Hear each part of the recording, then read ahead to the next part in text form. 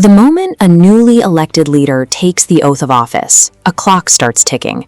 In most modern democracies, they have exactly 48 months to deliver on their promises, and they have to govern while that sand falls at an alarming rate. Former heads of state consistently point out a frustrating reality of this system. A 4-year window is exceptionally tight for large-scale macroeconomic policies to actually take root and show results. Passing complex national budgets or breaking ground on major infrastructure requires years of sustained focus. Under a 4-year cycle, that focus routinely gets derailed by the premature pressure to start campaigning for the next election. The government of Ghana is actively trying to fix this mathematical problem. Attorney General Dr. Dominic Ayine recently announced the adoption of key recommendations from the Constitution Review Committee to rewrite the nation's political calendar. The administration is redesigning the mechanics of political time.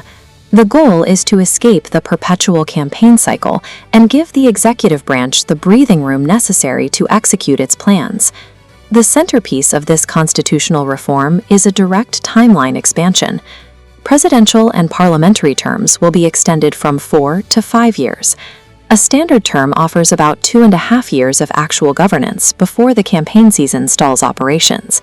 Adding 1 additional year stretches that execution phase substantially, acting as a crucial buffer for national projects to mature. To ensure this change is implemented fairly, Dr. Ayine clarified a critical rule for the rollout. This 5-year tenure extension will strictly exclude the incumbent administration.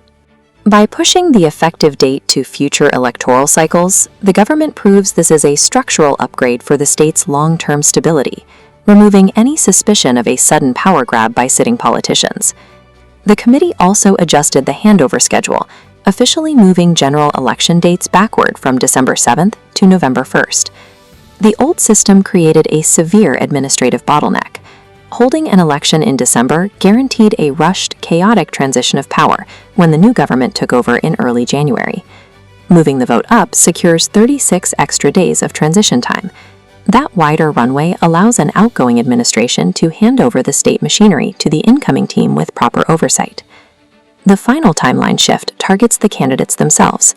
The presidential eligibility criteria is being modernized, lowering the minimum age to contest from 40 to 35. While the length of the executive term is expanding, the wait time to seek that office is contracting.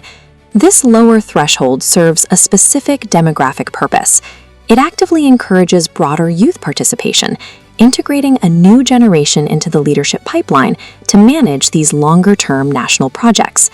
Together, these adjustments build a dual-purpose bridge. They secure a safer, highly organized handover of power while opening the doors to a deeply representative pool of future leaders. Ghana is structuring an entirely new governing architecture, defined by 5-year sprints, smoother transitions, and youth-accessible leadership. Extending the window for leadership directly serves the public interest, providing the electorate with a clearer window to judge the success or failure of complex policy. A full 5-year term removes the traditional safety net for politicians, the excuse that results were months away when time ran out. The electorate now holds a 5-year mandate, turning that additional time into a rigid benchmark for progress. By redesigning the pace of political time, the state has effectively invited its citizens to demand more tangible and sustainable national growth.